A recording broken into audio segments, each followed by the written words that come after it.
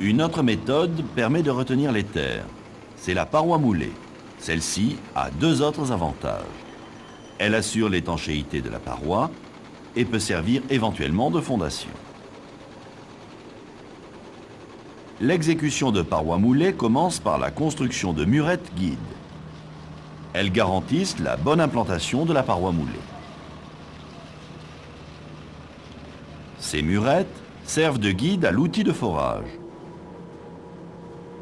La paroi moulée est forée à l'aide d'une benne à câble.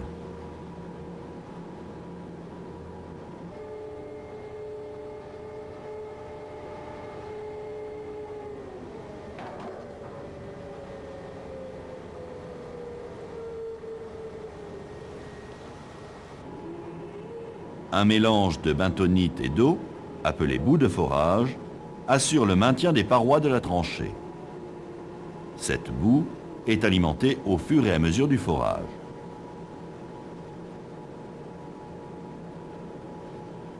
La terre extraite est remplacée par la bentonite.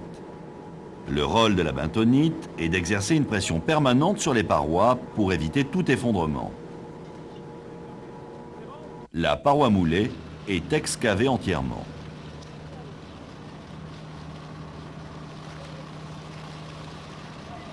Des tubes joints posés aux extrémités assurent l'étanchéité des reprises.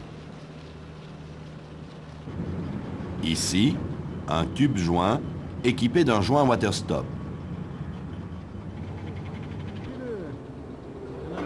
Les armatures sont mises en place.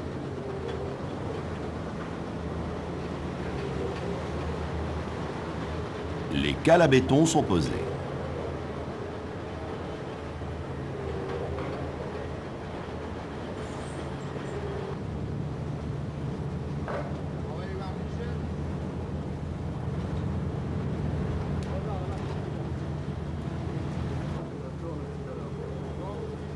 Le bétonnage se fait à l'aide d'un tube plongeur.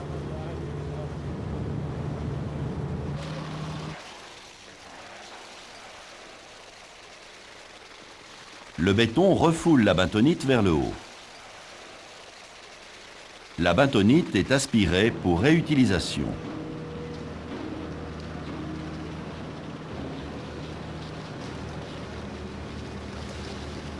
Le tube plongeur doit toujours être noyé dans le béton.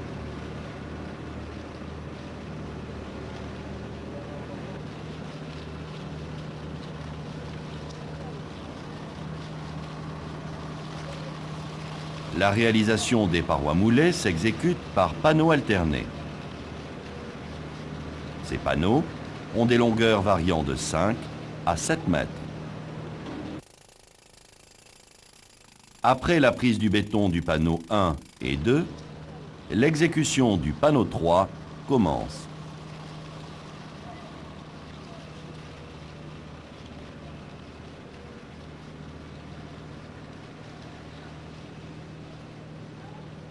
La stabilité provisoire ou définitive de la paroi moulée peut nécessiter des ancrages par tirant ou butonnage. Un recépage de la partie haute de la paroi élimine le mauvais béton.